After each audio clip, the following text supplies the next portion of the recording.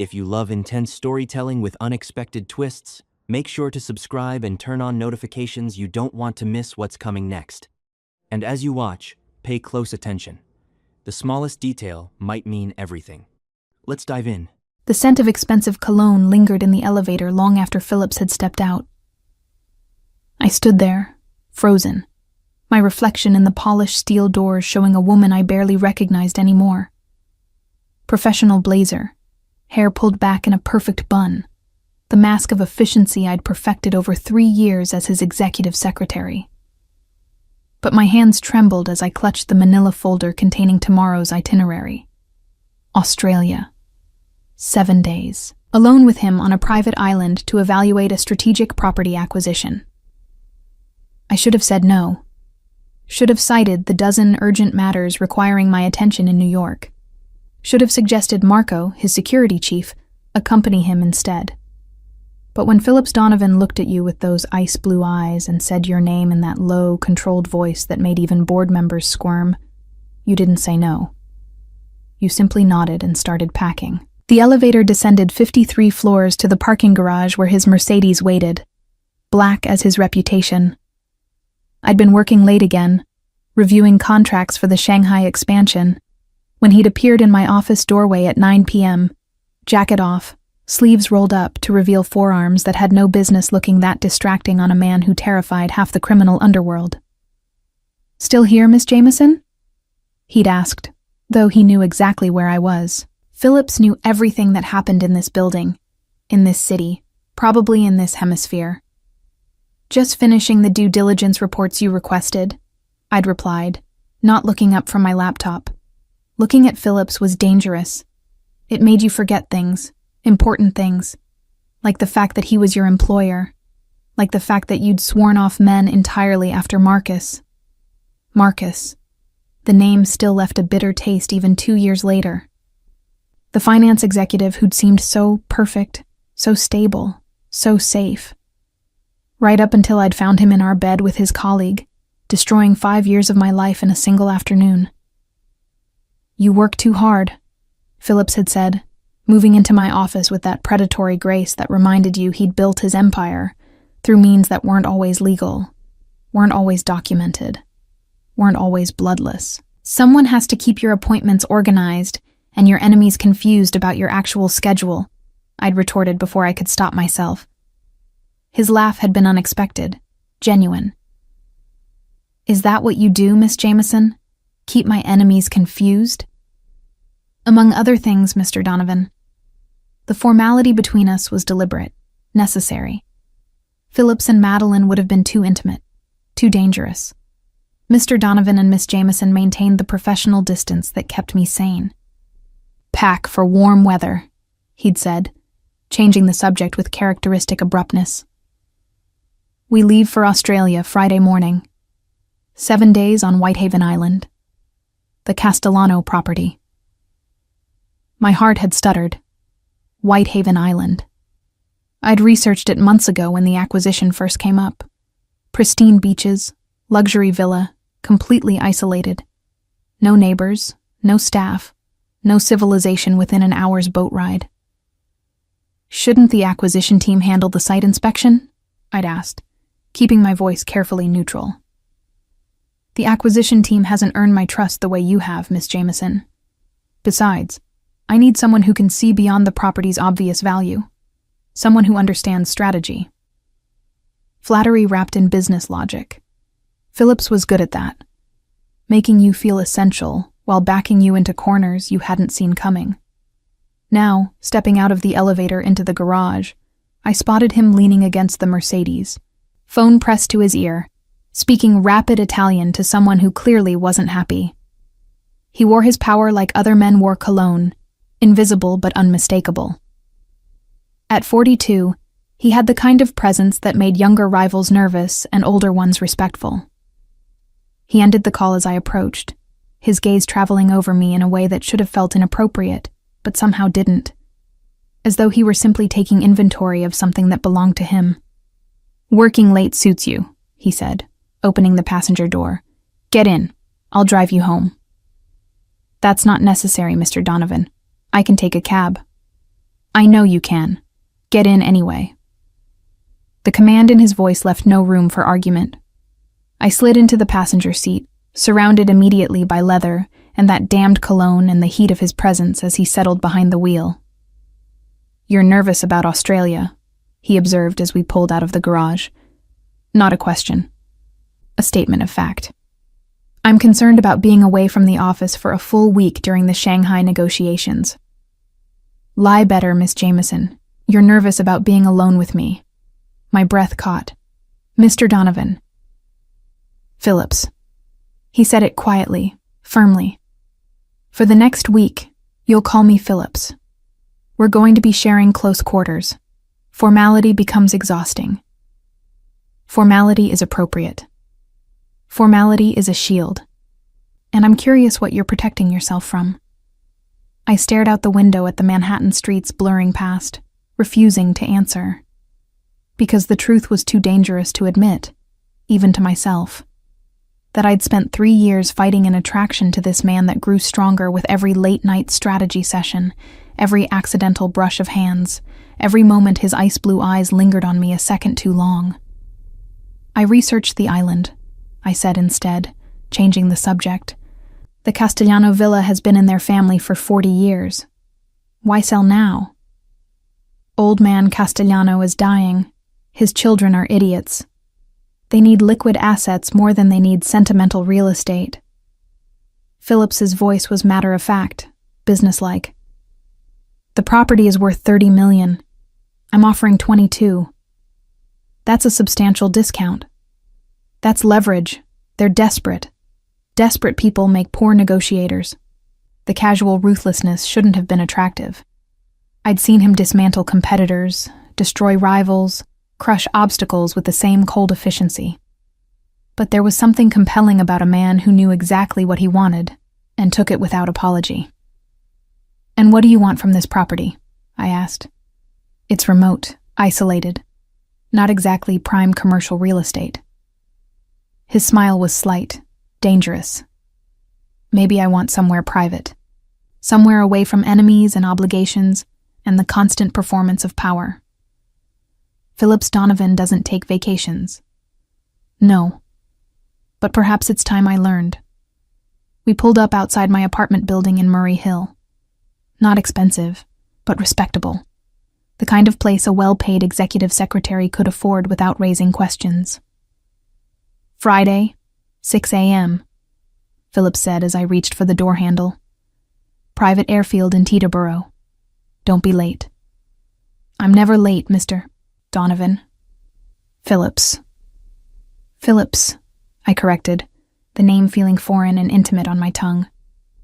His hand caught mine before I could exit, his touch sending electricity up my arm.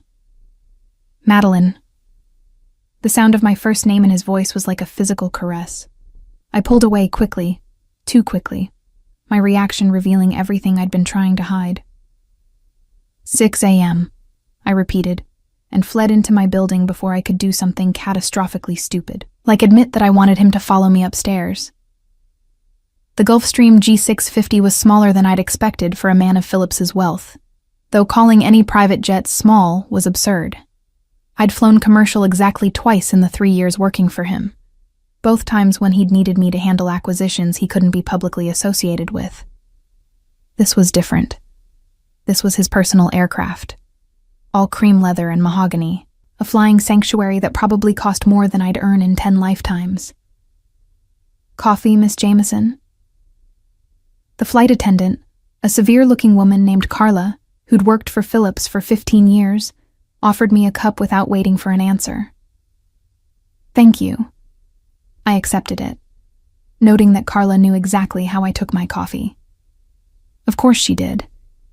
In Phillips's world, knowing details about people was currency.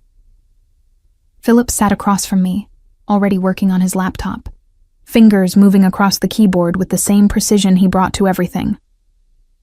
He'd changed from his usual dark suits into something more casual but no less expensive. Black jeans, a charcoal Henley that emphasized shoulders that had clearly spent time in a gym. He looked younger like this, less like the mob boss who controlled half of Manhattan's underground economy, and more like a man who might actually know how to relax. "How long is the flight?" I asked, settling into my seat as the engines powered up. 22 hours with one refueling stop in Honolulu. We'll arrive Sunday morning, Australian time. He didn't look up from his screen. "Get some rest, Madeline. You'll need it."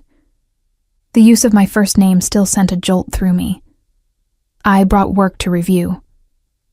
"Of course you did." Now he did look up, and there was something almost fond in his expression. "Always prepared. It's one of the things I admire about you." "One of the things?" His smile was slow, deliberate. "I admire many things about you, Madeline. Your efficiency, obviously. Your discretion. The way you anticipate problems before they become crises. The way you handle difficult personalities without losing your composure." He paused. "The way you bite your lower lip when you're concentrating on complex problems." Heat flooded my cheeks. "Mr. Donovan." "Phillips." We agreed. "Phillips, this isn't appropriate." "Probably not. But we have 22 hours in close quarters. Might as well be honest with each other." I set down my coffee carefully, meeting his gaze. "Honest about what exactly?" "About the fact that you're attracted to me, and that I find you increasingly difficult to resist." The bluntness of it stole my breath. "I'm your secretary. You're my executive assistant, and that's not an answer. It's the only answer that matters. Professional boundaries exist for a reason." "Boundaries," he repeated, closing his laptop and giving me his full attention. "Is that what this is about? Or is it about your ex-fiancé?" My stomach dropped. "How do you know about Marcus?" "I know everything about you, Madeline. The background check I ran before hiring you was thorough. 5-year relationship, engagement announced, ended abruptly. You moved apartments, changed your phone number, deleted all your social media. That's not just a breakup. That's running from something." Anger sparked through my shock. "You had no right." "I had every right. I don't trust people I don't understand. And I needed to understand why a woman with your intelligence and capabilities was willing to work 80-hour weeks for me without complaint. Maybe I just needed the job. You needed the distraction. The all-consuming nature of working for me meant you didn't have to think about why your relationship failed or face the pain it caused. You threw yourself into being indispensable to me because it was easier than dealing with your own life." The accuracy of his assessment was infuriating. "You're not my therapist, Phillips." "No. But I am someone who understands using work as armor against personal pain." "We're more alike than you want to admit." The flight attendant reappeared. "We're cleared for takeoff, Mr. Donovan." "Thank you, Carla." Phillips's gaze never left mine.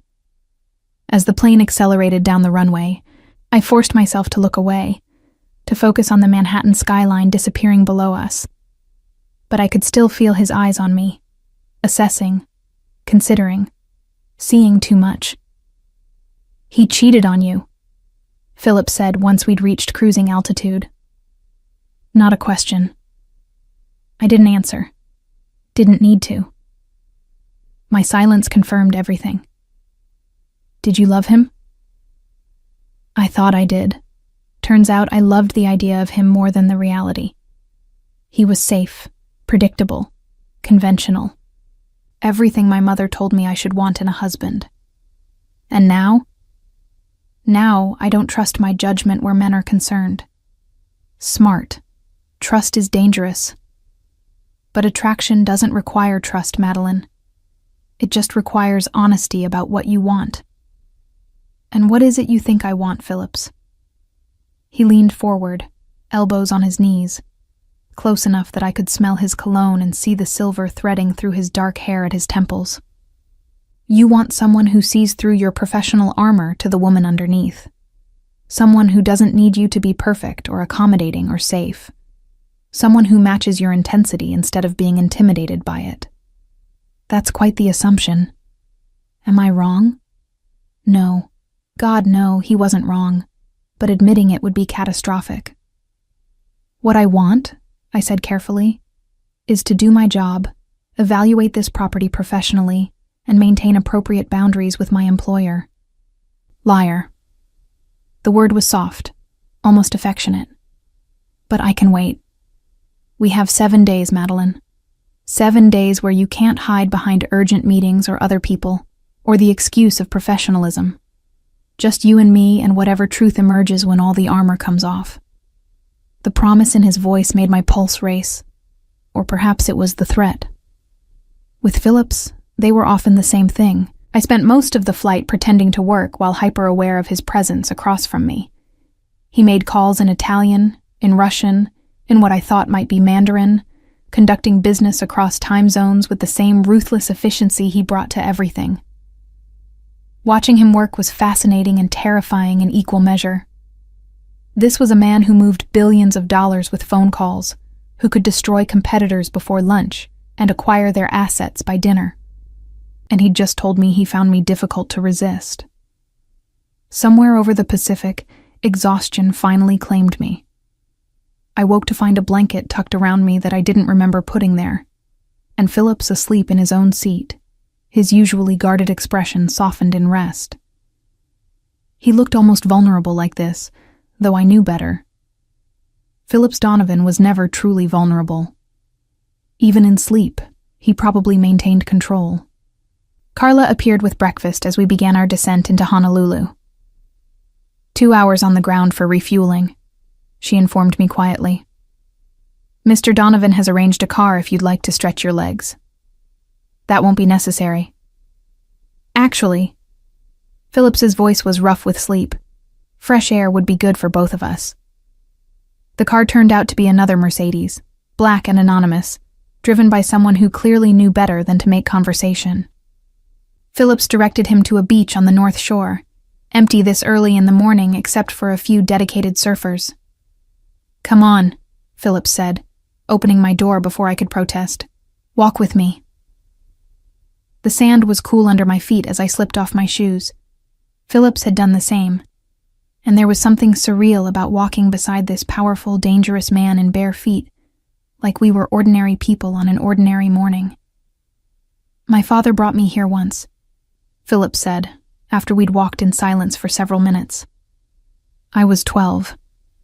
He'd just finalized a deal that made him millions, and instead of celebrating in the usual ways, he brought me to this beach.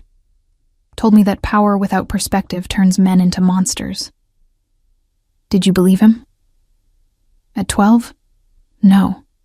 I thought power was the only thing that mattered, that fear and control were the same as respect. He paused, looking out at the ocean. Took me 20 years to understand what he meant. And now? Now I know that the most dangerous thing about power is how easily it isolates you. How it turns everyone into either an asset or a threat. How it makes genuine connection almost impossible because you can never be sure if people want you or what you can provide. The vulnerability in his voice caught me off guard. Is that why you're telling me this? To make me see you as human instead of just my employer? I'm telling you this because in 7 days, you'll see me without the armor anyway. Might as well prepare you for what's underneath. And what's underneath, Phillips? He turned to face me, the morning sun catching in his eyes and turning them almost silver. A man who spent his entire life controlling everything and everyone around him because the alternative terrifies him. A man who breaks rules and builds empires and destroys obstacles without hesitation. A man who just admitted to his secretary that he can't stop thinking about her, which might be the most dangerous thing he's ever done. My heart hammered against my ribs. Phillips, don't say it's inappropriate, or that we should maintain boundaries or any of the sensible things you're thinking. Not yet. Give me 7 days, Madeline. 7 days to show you who I am without the performance, and then you can decide whether what's between us is worth the risk. There's nothing between us. Another lie. You're getting worse at those. He reached out, his fingers grazing my cheek so lightly I might have imagined it. I can wait for the truth.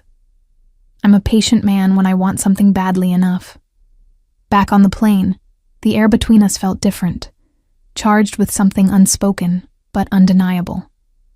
I tried to focus on the property documents, on the financial projections, on anything except the man sitting across from me who'd just promised 7 days of truth. As we approached Australia, I stared out at the endless blue ocean below and wondered what I'd gotten myself into. Whether agreeing to this trip was the bravest or stupidest thing I'd ever done. Whether 7 days with Phillips Donovan would destroy me or save me.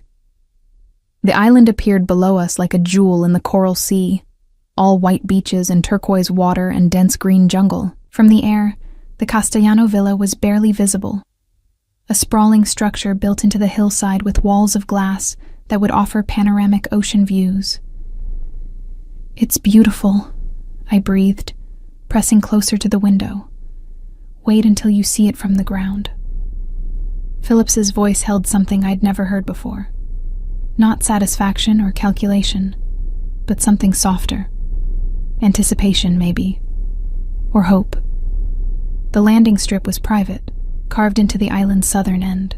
A Land Rover waited for us, keys in the ignition, a cooler of supplies in the back. No driver, no staff, just us and the isolation Phillips had promised. "The property manager stocked the villa yesterday," Phillips explained as we drove up the winding road. "Fresh food, wine, everything we'll need. He won't return until we call for pickup. Efficient. I pay for efficiency and discretion." The villa was even more stunning up close. Modern architecture that somehow felt organic, like it had grown from the island rather than being imposed upon it. Floor-to-ceiling windows overlooking an infinity pool that seemed to blend into the ocean beyond. Open-concept living areas with furniture that looked like art. And silence. Complete, profound silence broken only by the sound of waves and wind. "There are 4 bedrooms," Phillips said, carrying my luggage inside. "Take whichever you prefer. I'll take the master suite on the opposite end." The consideration surprised me. I'd half expected him to suggest we share a room, to push the boundaries he'd been testing since New York. Instead, he was giving me space, autonomy, choice. "Thank you," I said, selecting a room with a private terrace overlooking the beach. "This is perfect." "Get settled. I'll start dinner in about an hour, unless you'd prefer to cook?" I laughed despite myself. "You're offering to cook for me? I'm offering to not poison you with my limited culinary skills."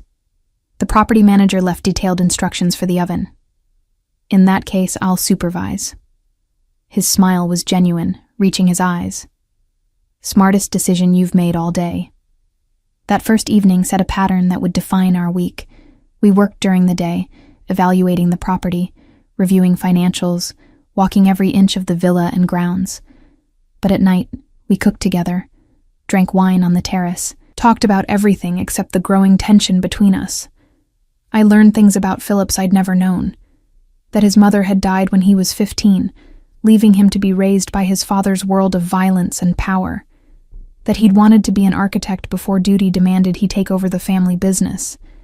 That he read poetry in Italian and played piano and had a weakness for terrible action movies. "I can't picture you watching action movies," I said on the third night, both of us slightly drunk on excellent Shiraz. "What can you picture me watching?" "Documentaries about war strategy, foreign films with subtitles, maybe the news." "All work, no humanity, that's how you see me?" I considered this, the wine making me honest. "I see you as someone who doesn't allow himself frivolity because vulnerability feels like weakness." "And you?" He refilled my glass. "What do you allow yourself, Madeline?" "Not enough. I let Marcus convince me that my ambitions were unfeminine, that being good at my job made me less desirable as a partner. I spent 5 years making myself smaller to fit into his vision of what a woman should be. He was an idiot. He was conventional, safe, the kind of man my mother approved of." "Did you love him?" "I loved what he represented. Security, normalcy, a future that made sense. I I convinced myself that was enough. And when you caught him cheating, the memory still stung. I felt relieved, which tells you everything about our relationship. I was devastated, but underneath the devastation was this terrible relief that I didn't have to pretend anymore. Phillips was quiet for a long moment. I've never pretended with you, Madeline. From the day you interviewed, I saw exactly who you were. Brilliant, driven, ambitious, and I thought, here's someone who won't bore me. 3 years later, I was right. Is that why you hired me? Because I wouldn't bore you? I hired you because you're exceptional at your job. I kept you because somewhere along the way, you became essential to more than just my business. The admission hung between us, weighted with implications neither of us was ready to address. Instead, I changed the subject to the property, to acquisition strategies, to anything safer than whatever was building in the charged air. But that night, lying alone in my room with moonlight streaming through the windows, I couldn't stop thinking about his words. Essential. Not just to his business, but to him. The distinction mattered more than it should. The 4th day, everything shifted. We'd hiked to the island's highest point, a rocky outcropping with views that seemed to stretch to the edge of the world. The climb had been challenging, leaving us both breathless and exhilarated. Phillips had worn cargo shorts and a t-shirt, looking more human than I'd ever seen him, his usual armor of expensive suits left behind. "This is why I want the property," he said, gazing out at the endless blue. "Not for investment value or strategic advantage, but for this. For places that remind you the world is bigger than empires and enemies." "You're not what I expected," I said. "What did you expect?" "A monster. Everyone in New York treats you like one. The rival families, the politicians you've bought, even your own people. They're all afraid of you." "Good. Fear is useful, but lonely." He turned to look at me, really look at me, and I saw something vulnerable in his expression. "Yes, incredibly lonely." "Is that why you brought me here? Because you're lonely?" "I brought you here because you're the only person in my life who sees me as something other than a threat or an opportunity. You challenge me, question me, call me on my shit. Do you know how rare that is?" "Phillips, I'm going to kiss you now," he said quietly. "Unless you tell me not to." I should have told him no. Should have stepped back, maintained the professional boundaries we'd obliterated the moment we boarded that plane. But the truth was, I'd been waiting for this since New York, maybe since the day I'd met him. "Don't tell me it's inappropriate," I whispered. "Just do it." His kiss was nothing like I'd imagined. Not aggressive or demanding, but surprisingly gentle, almost reverent. His hands framed my face as though I were something precious, and I felt the careful control he maintained even in this moment of surrender. When we finally broke apart, both breathing hard, he rested his forehead against mine. "This changes everything," he said. "I know. We can't go back to how things were." "I don't want to go back." His smile was fierce, triumphant. "Good, because I'm done pretending I don't want you." What followed was 3 days out of time. We explored each other with the same intensity we brought to everything else. Conversations that lasted until dawn. Touches that grew bolder. Kisses that deepened into something consuming. On the 6th night, we finally gave in completely. His bed, moonlight streaming through the windows, the sound of the ocean a distant pulse. He worshipped my body with a tenderness that shattered every assumption I'd made about him. Not the cold mob boss, but a man capable of devastating intimacy. "I've wanted this since the day you walked into my office for your interview," he confessed afterward, his fingers tracing patterns on my bare shoulder. "You wore a navy suit, and your hair was down. You looked terrified and determined and absolutely stunning. I was terrified. Everyone said you were dangerous. I am dangerous, but not to you. Never to you. I believed him in that moment. Believed that what we'd found on this island could survive the return to reality. That a man like Phillips Donovan could choose love over power. "Come back with me," he said on our last morning, both of us watching the sunrise from the terrace. "Not as my secretary, but as mine. Live with me. Build something real with me. What about your world? The families, the obligations, all the reasons this could never work. We'll figure it out together. I'm done living for expectations and duties. I want to live for this. For us." It sounded like a fairy tale, and I wanted so desperately to believe in fairy tales. "Yes," I said, and sealed my fate with a kiss. The flight back to New York felt different. We sat together now, my head on his shoulder, his hand intertwined with mine. No more pretense of professional distance. We'd crossed that line and burned the bridge behind us. "I have a meeting Tuesday with the Valentino family," Philip said, scrolling through his phone. "Should take a few hours. Wednesday, I'll need you to brief the acquisition team on the Castellano property. Wednesday works. What about living arrangements? Should I give notice at my apartment?" He looked up, something guarded flickering across his face. "Let's wait a week or two, make sure this transition is smooth." The first shadow of doubt crept in. "Phillips, what aren't you telling me?" "Nothing. I just want to be thoughtful about how we present this to the organization. There are protocols. Protocols for the boss sleeping with his secretary. Protocols for everything. It's how my world works, Madeline. You know that. I did know that. But something in his tone made unease coil in my stomach. Back in Manhattan, reality reasserted itself with brutal efficiency. Phillips's penthouse was everything I'd expected. Modern, masculine, expensive. But it felt sterile, unlived in, like a hotel suite rather than a home. "Make yourself comfortable," he said, already checking his laptop. "I have some calls to make. The time difference with Hong Kong." I understand. But I didn't. Not really. Because the man who'd held me on the island, who'd promised we'd figure everything out together, had already retreated behind the armor of business obligations.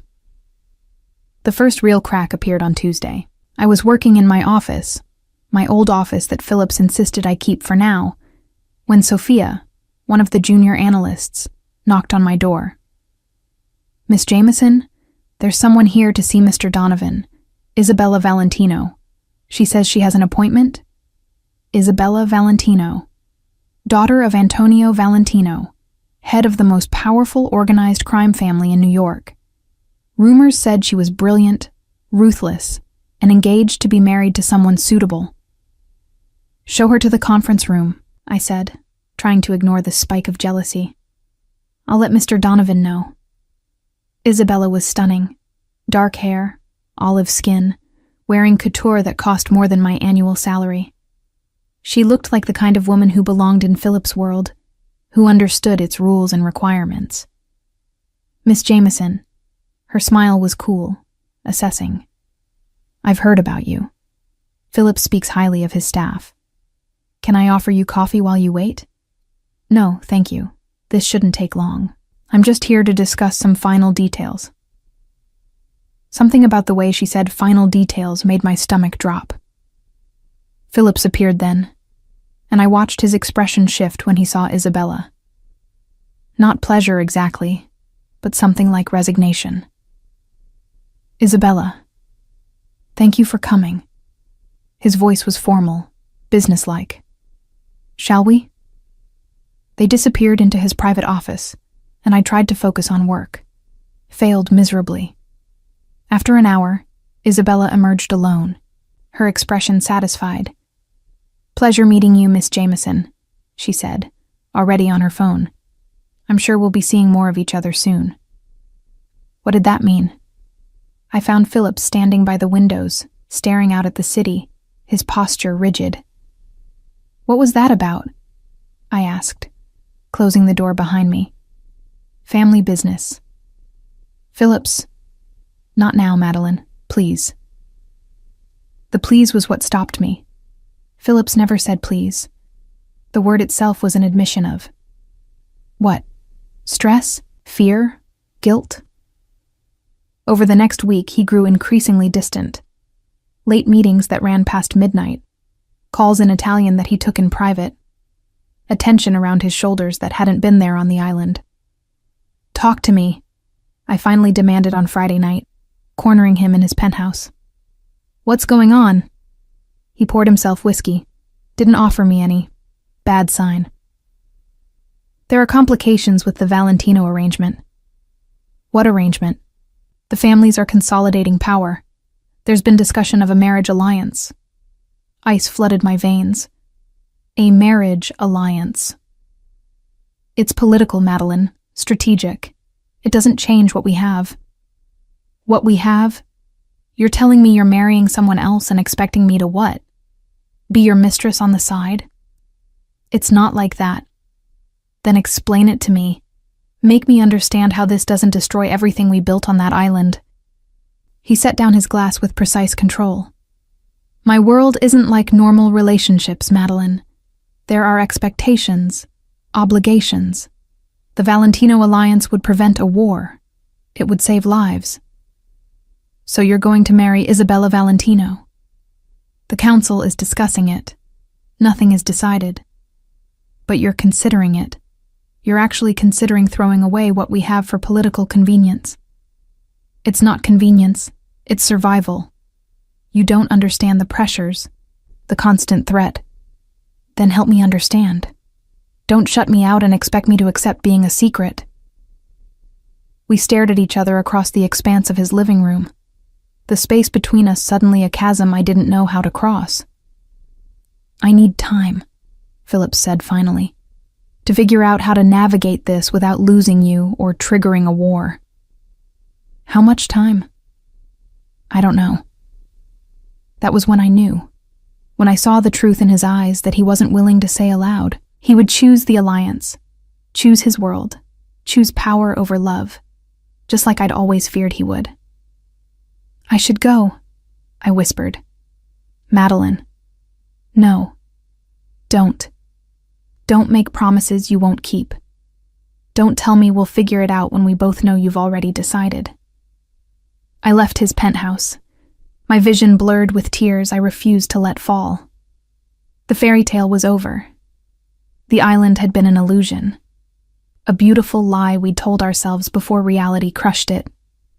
For 3 days, I threw myself into work, maintaining professional distance even as my heart shattered. Phillips didn't push, didn't demand explanations. He simply let me retreat behind the armor I'd worn for 3 years. On Wednesday, the announcement came. Phillips Donovan and Isabella Valentino were engaged. The wedding would take place in 6 weeks, a union of 2 powerful families. Strategic, political, necessary. I stared at the email, feeling nothing. Numbness was safer than the alternative. That afternoon, I typed my resignation letter. Professional, courteous, giving 2 weeks' notice. It was cowardly, but I couldn't do this. Couldn't watch him marry someone else while pretending my heart wasn't destroyed. I left it on his desk after he'd left for a meeting, then packed my office. 3 years condensed into 2 boxes. Pathetic how little space a life occupied. I was almost to the elevator when his voice stopped me. Running again, Miss Jameson? I didn't turn around. You made your choice, Mr. Donovan. I'm making mine. This isn't what I want, but it's what you're doing. I finally turned to face him, keeping my expression neutral. I won't be your mistress, Phillips. I won't hide in shadows while you build a life with someone else. I deserve more than that. I know you do. God, Madeline, I know. But if I don't do this, then don't ask me to watch. Let me go with whatever dignity I have left. Something broke in his expression. I can't. You don't understand what you are to me. I understand perfectly. I'm important to you right up until the moment your world demands sacrifice. Then, I'm expendable. That's not true, isn't it? Prove me wrong, Phillips. Choose me. Choose this. Choose love over power. The silence stretched between us, heavy with everything unsaid. And in that silence, I had my answer. "Goodbye, Mr. Donovan," I said, and walked into the elevator before he could respond. I didn't look back. Couldn't. If I saw his face, I'd break, and I needed to hold together long enough to disappear completely. I spent 2 days in my apartment before I realized I couldn't stay in New York. Everywhere I looked reminded me of Phillips, the coffee shop where we'd had our first real conversation, the restaurant where we'd celebrated closing the Shanghai deal, the park where I'd once seen him feeding pigeons, looking almost human. I needed to disappear. Completely. My friend Rachel from college had moved to Portland 3 years ago. When I called her, desperate, she didn't ask questions, just said "come" and texted me her address. I was packing when my phone rang. Phillips. I let it go to voicemail, then listened to his message against my better judgment. "Madeline, please, we need to talk. This isn't. I can fix this. Just give me time." Time. Always time. But time wouldn't change the fundamental reality. Phillips Donovan would always choose his empire over everything else, including me. I deleted the message and finished packing. The flight to Portland was uneventful. Rachel met me at the airport, took one look at my face, and pulled me into a hug. "That bad?" she asked. "Worse." She didn't push for details, just drove me to her apartment and let me collapse. For 3 days, I did nothing but sleep and cry, and try to remember who I'd been before Phillips Donovan consumed my entire existence. On the 4th day, I started looking for jobs. My resume was impressive, my references impeccable. I had offers within a week. Nothing as prestigious as working for Phillips, but honest work that wouldn't shred my heart daily. I was reviewing contract terms for a position at a tech startup when Rachel appeared with mail. "This came for you," she said, handing me a thick envelope. "Looks official." It was from Phillips's lawyer. My severance package. 3 years' salary, full benefits for a year, and a glowing letter of recommendation. All very proper, very generous, very final. And underneath it all, a handwritten note on his personal stationery. "Madeline, I won't insult you with excuses. I made my choice, and you made yours. But know that what we had on that island was real. The only real thing in my life in 20 years. You deserved a man who could choose you over everything else. I'm sorry I wasn't that man. I hope Portland treats you kindly. P." I read it 3 times before crumpling it into a ball, then smoothed it out and read it again. The bastard. Even his goodbye was perfect. Thoughtful, honest, devastating. I threw myself into my new job with the same intensity I'd brought to working for Phillips. My boss, a mild-mannered software engineer named Tim, was pleasant and utterly uncomplicated. He didn't make my pulse race or challenge me intellectually or look at me like I was the answer to questions he'd been asking his whole life. It was exactly what I needed. Safe, predictable, boring. I hated every second of it. 2 months passed. Then 3. I went on a few dates with a lawyer Rachel knew. He was nice, stable, interested. Everything I should want. I ended it after the 4th date because kissing him felt like kissing a brother. I was broken, I decided. Phillips had broken something fundamental in me, and I'd never be able to settle for ordinary again. Then, on a rainy Thursday in November, my world imploded. I was walking back to my apartment when I saw them. 2 men in expensive suits, standing by a black Mercedes that screamed East Coast money.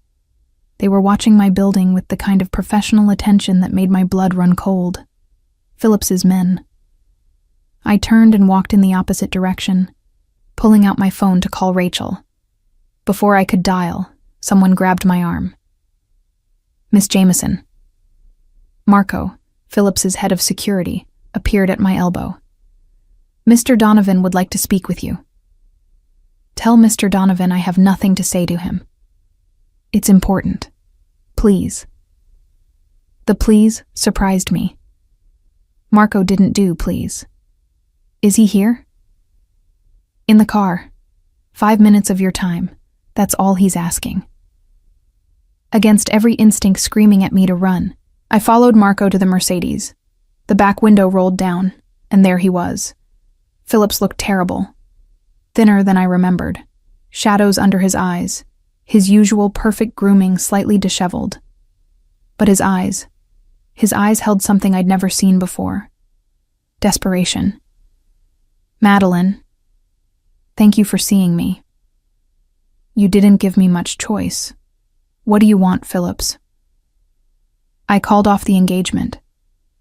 My heart stopped. What? The wedding to Isabella. I called it off 2 weeks ago. Why would you? Because I can't do it.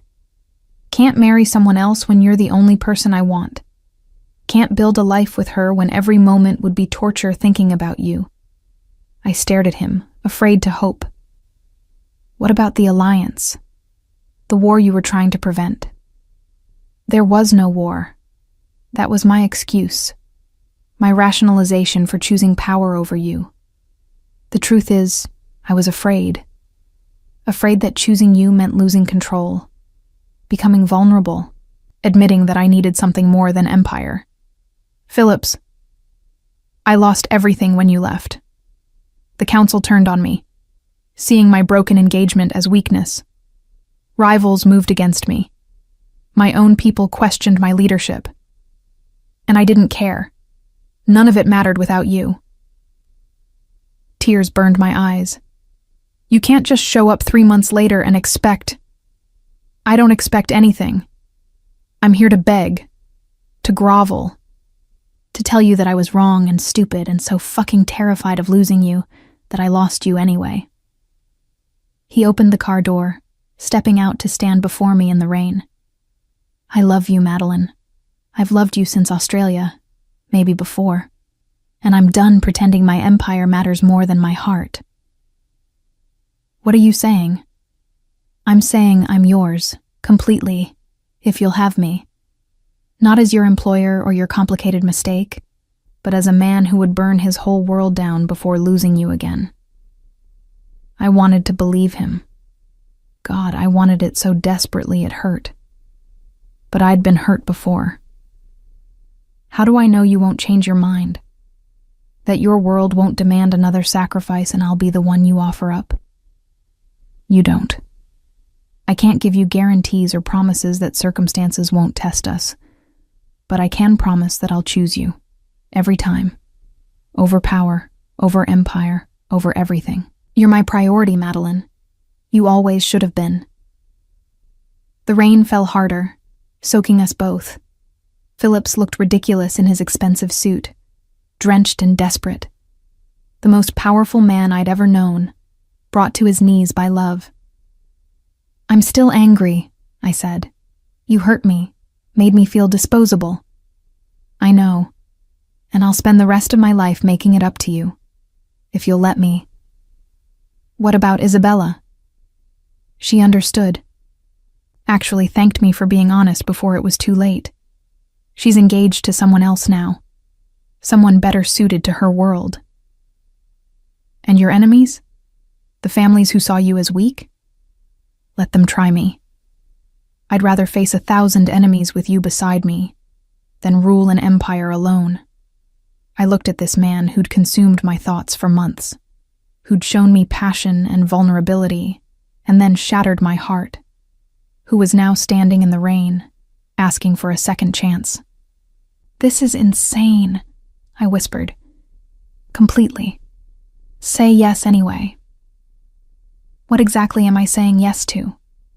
To me, to us, to building something real that doesn't require hiding or compromises or choosing between love and life. to figuring it out together, whatever it turns out to be. The smart thing would be to walk away, protect my already damaged heart, choose safety over the risk of being destroyed again. But I'd tried safe. I'd tried boring, and it had felt like dying slowly. "Yes," I said, and his face transformed with relief and joy, and something that looked like wonder. He pulled me into his arms, kissing me like a man starving for water. The rain poured down, and I didn't care. Didn't care that Marco was watching from the car. Didn't care that people were probably staring. Didn't care about anything except this moment, this man, this impossible second chance. "Come back with me," Phillips murmured against my lips. "Not to New York if you don't want. Anywhere you want to go. Just come back to me." "What about my job here? Quit or don't. Whatever makes you happy. I'll move here if that's what you need. I don't care where we are as long as we're together." The man who controlled an empire was offering to uproot his entire life for me. The impossibility of it made me laugh. "What's funny?" he asked, smiling against my hair. "You, us, this whole ridiculous situation. Is that a yes?" I pulled back to look at him, this complicated, dangerous, devoted man who'd somehow become essential to my existence.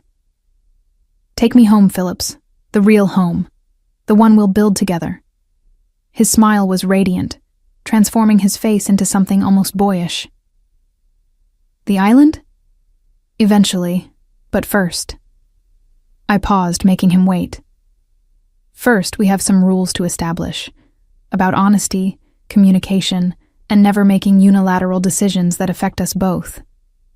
Demanding already, I like it. "I'm serious. Phillips. This only works if we're equals. Partners. Not boss and secretary, not protector and protected. Partners." "Partners," he agreed, and sealed it with a kiss that promised he meant it. 6 months later, I stood on the terrace of the Castellano villa, our villa now, watching the sun set over the ocean.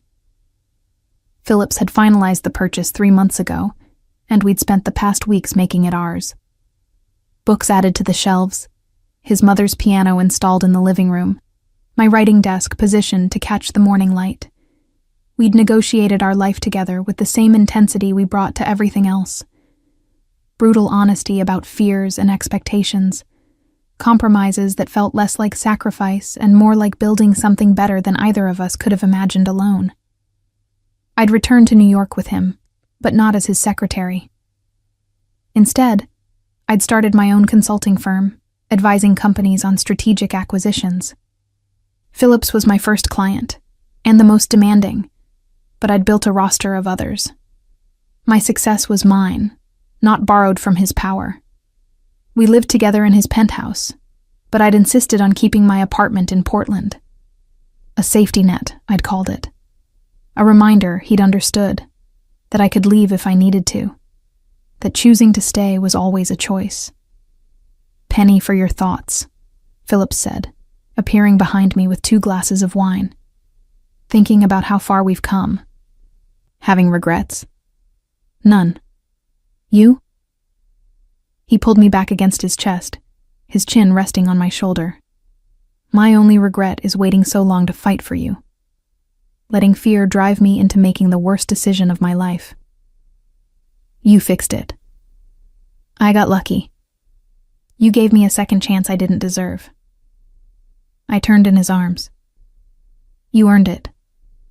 By actually changing, not just promising to change." It was true. The Phillips I'd fallen in love with on this island was the same man he'd become in New York, still powerful, still commanding, but softer around the edges, more willing to delegate, to trust, to admit when he was wrong. The families had tested him, of course, pushed boundaries, looking for weakness. But Phillips had proven that strength came in many forms, that building a life with someone you loved didn't make you vulnerable, it made you dangerous in new ways. Because a man with something to lose fought harder, thought smarter, protected more fiercely. His enemies learned that lesson the hard way. "I have something for you," Philip said, reaching into his pocket. "Close your eyes." I complied, feeling something cool and delicate settle around my wrist. When I opened my eyes, I found a platinum bracelet with a single charm, a tiny island. "To remember where we found each other," he explained. "The real us, without the armor." Tears pricked my eyes. "It's perfect. Not quite perfect. There's supposed to be another charm, but the jeweler is still working on it." "What kind of charm?" His smile was mysterious. "You'll see.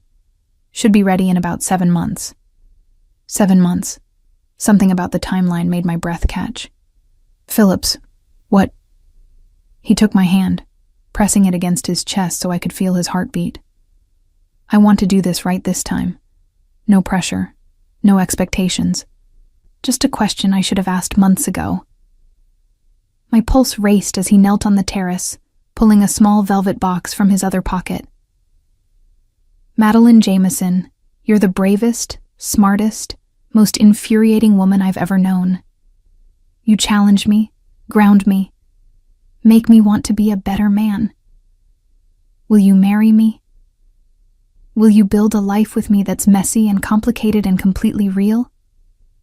I looked down at this impossible man, this contradiction of danger and devotion, and felt nothing but certainty. "Yes," I said, pulling him up to kiss him. "Yes, 1,000 times yes." The ring was perfect, a sapphire the color of the ocean, surrounded by diamonds.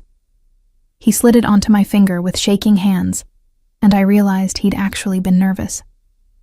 Phillips Donovan, who faced down enemies without flinching, had been nervous about asking me to marry him. "I love you," I whispered against his lips. "Even when you're impossible and controlling and too stubborn for your own good." "I love you too.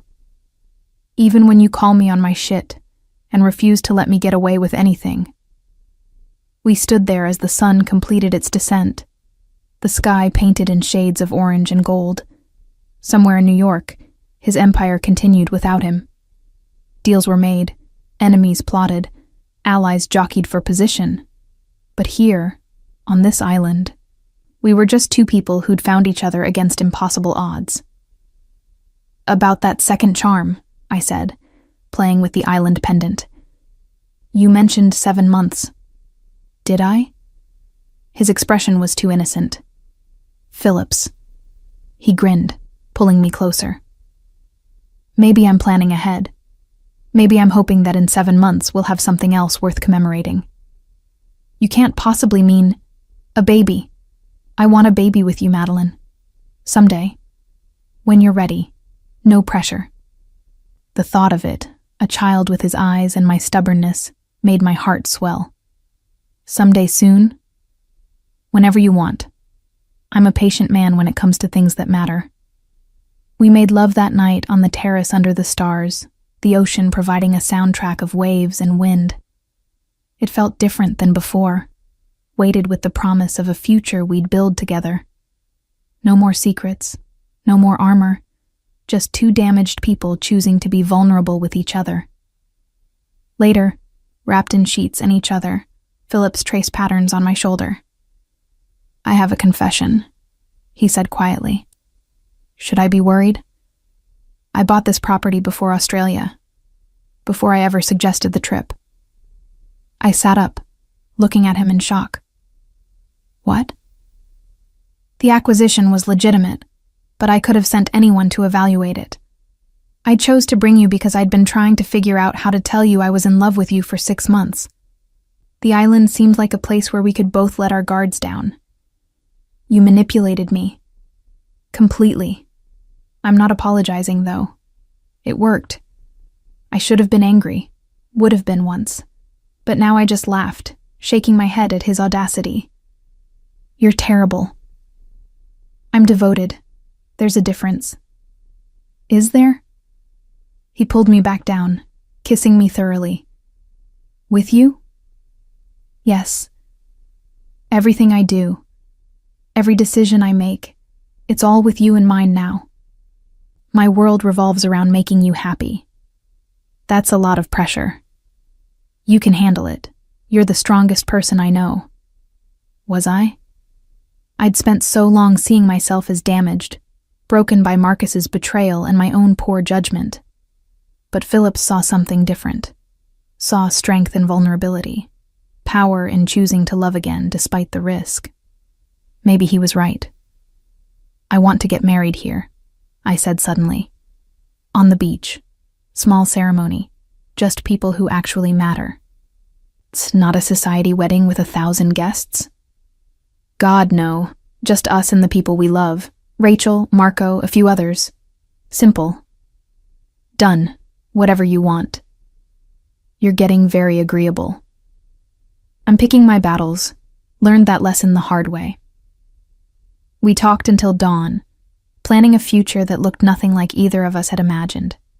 A wedding on the island, splitting time between New York and Australia, building my consulting firm, eventually maybe children. I never thought I'd have this, Phillips admitted as the sky lightened. A real partnership, someone who chose me without agenda or fear. You gave me something I didn't know I needed. What's that? Hope. That I could be more than what my father's world made me. That I could choose love over power and not lose everything. You chose love, I corrected, and gained everything that actually matters. 3 months later, we married on the beach at sunset.